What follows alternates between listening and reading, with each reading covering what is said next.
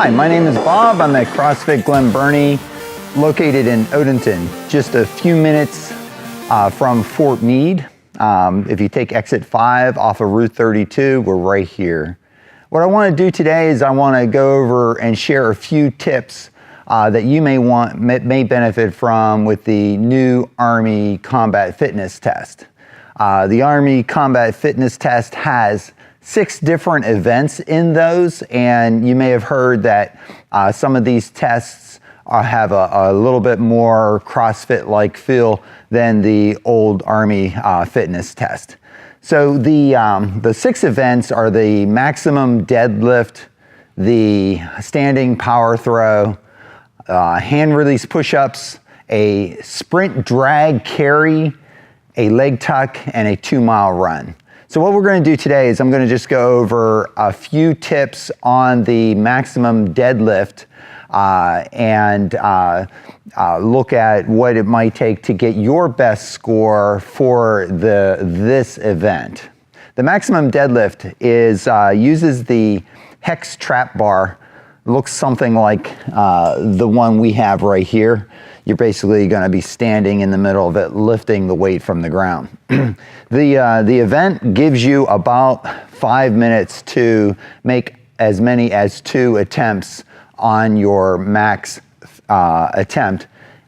Each attempt has 3 repetitions where you're going to bring the weight from the ground to a full standing position for 3 repetitions. You're going to be controlling the weight down to the ground with each repetition, which means that you're not dropping the bar. The other thing that they're looking for as well is to make sure that you're in a safe position.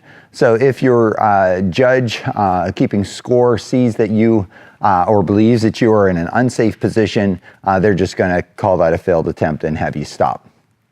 So they also provide a 10-minute self-paced warm-up ahead of this. I mean, they're handing out some scorecards and things like that, and they're giving you 10 minutes to prep. But they're not really giving you a whole lot of guidance on what to do during that 10 minutes. So the first tip that we have is to make effective use of that 10 minutes that you have. When I was reading through some of the material, it said to lift something like 30 to 50% of your what you think you're going to get on the event. But that kind of brings me to our first tip. Our first tip is to really know ahead of time, before the test, what you are capable of doing for 3 repetitions. That means you're going to be actually doing some hex bar deadlifts prior to the event, if possible. So you know that without too much of a doubt, you know what your maximum weight is going to be. With that in mind, your warm-up really should include building up the weight upwards of what I would recommend of being about 80% of the weight you're actually going to do in the event. The reason this is important is that if you only lift half of the weight or a light weight in your warm-up, when you go to actually lift the weight in the event itself, it's gonna feel a lot heavier than if you experience some of that, 80% of that, in your warm-up. So in your warm-up, you're gonna want to load up to build your weight gradually, maybe making 2 or 3 warm-up sets, building upwards to about 80% of your 3 rep max. The other thing that you want to do is you want to also practice your form and technique well in advance or as part of your training.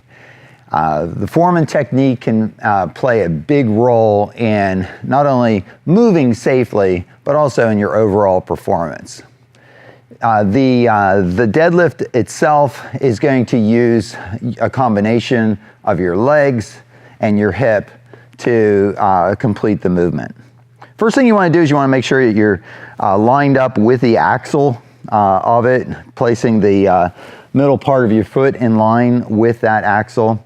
And then you want to make sure you know where the center point is of those handles. So when you grip them, the thing is not moving forward or backward as you go to lift. Finding that balance point right in the center, you want to have a good full meaty grip on that bar, wrapping the thumbs around. So anyway, we want to make effective use of the legs and the hips on the movement. So a proper setup is going to make sure that you're getting somewhere around 60 to 70% of the effort with the legs, and about 30 to 40% of the effort with the hips. If I set up myself with my knees really forward, my chest up, I'm going to have way too much on the legs. So let's look at that from the side.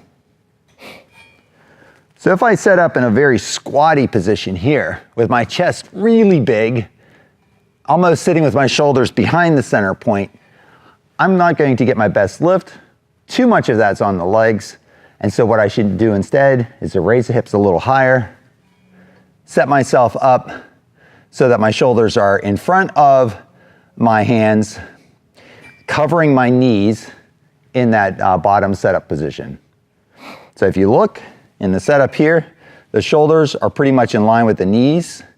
I'm going to be able to complete the movement from the bottom to the top, using both the legs and the hips to complete the movement. That way we're going to get an effective use of the legs and the hips to be able to complete the movement effectively. Of course, they'll make a, from a safety point of view, we don't want to be using our back to complete the repetition.